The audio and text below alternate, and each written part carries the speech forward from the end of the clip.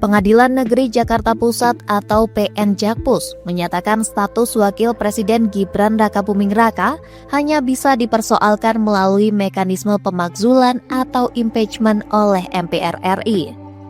Pernyataan itu disampaikan juru bicara PN Jakpus Sunoto Senin 22 Desember 2025.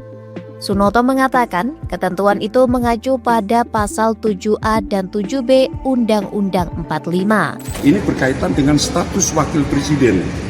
Berdasarkan pasal 7A, 7B Undang-Undang 45, wakil presiden yang telah dilantik hanya dapat dipersoalkan,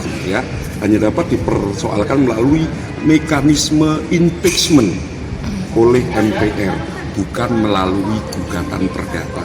Sunoto menegaskan pemakzulan Gibran dari kursi Wapres tidak bisa dilakukan melalui gugatan perdata seperti yang dilakukan oleh Subhan. Ia menjelaskan, PN Jakpus tidak berwenang untuk memeriksa dan mengadili gugatan perdata ini karena pokok gugatan menyinggung soal keputusan KPU. Keputusan KPU merupakan objek perkara yang hanya bisa diadili oleh Pengadilan Tata Usaha Negara atau PT-UN dan Bawaslu. Oleh karena itu, gugatan perdata ini berhenti di tahap putusan sela dan tidak bisa dilanjutkan ke tahap pembuktian.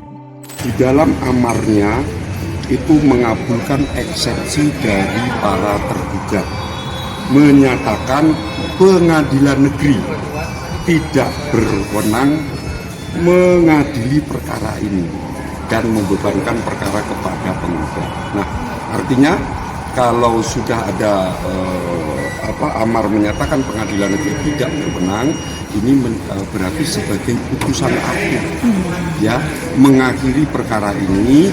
Nah, tentu pihak yang tidak puas bisa mengajukan upaya hukum. Sejak didaftarkan pada 29 Agustus 2025, perkara yang diajukan oleh Subhan mencantumkan beberapa tuntutan terhadap Gibran dan KPU RI.